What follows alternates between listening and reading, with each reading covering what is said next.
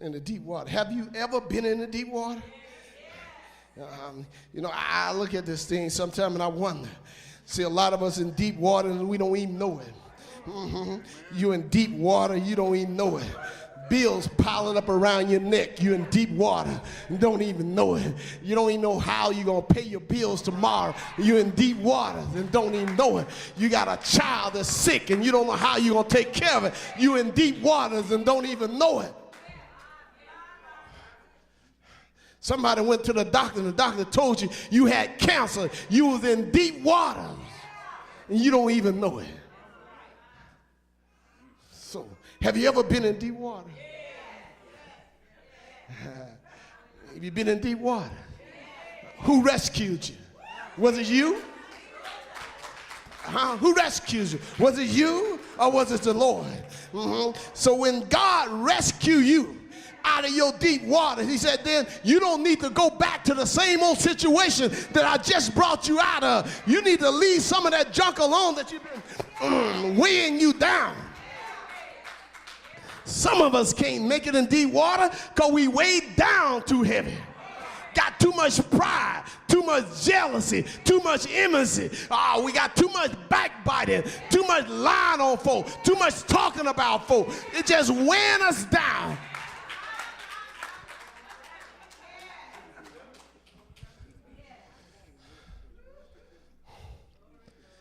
Deep water. And see, sometimes you can't get out your deep water because you won't let some of that junk go. God says, if you just start lightening your load, if you just start lightening your load, you start lightening your load. You don't have to go through all that stuff. He said, I already paid the price for you. He said, I bought you before you was even born into the world. I bought you. I paid the price for you. Why are you sinking in deep water? Because you carry around too much mess on you. He says some stuff you got to pull it off. Let me leave this thing alone. Deep water. Deep water.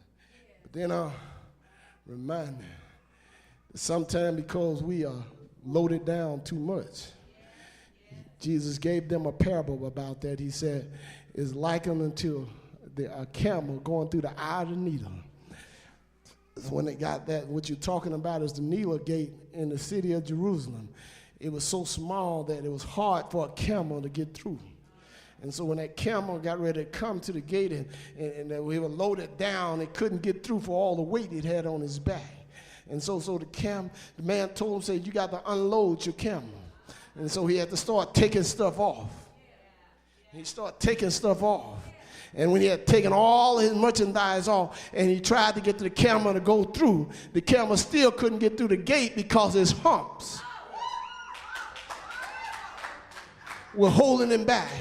And I'm submitting to you this morning that some of us are just like that camel. We come to God burdened down, and he said, take off some of them burden, take off some of them pain, take off some of that stuff you brought to me. But when we get ready to go further, we can't go further because we got some humps holding us back. We're trying to push forward, but our humps are pulling us back.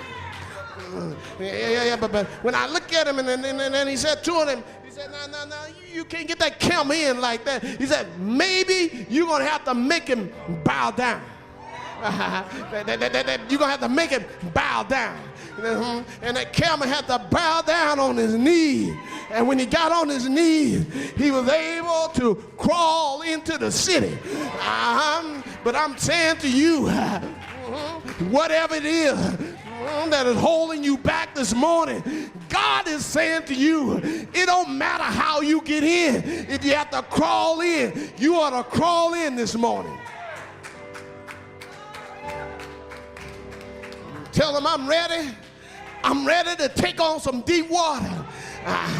I know that I'm ready to take on deep water because Jesus died on a Friday evening for me. He went into a borrowed tomb, and early one Sunday morning, he got up, faced death for me, faced the grave for me, took the sting out of death, took the victory.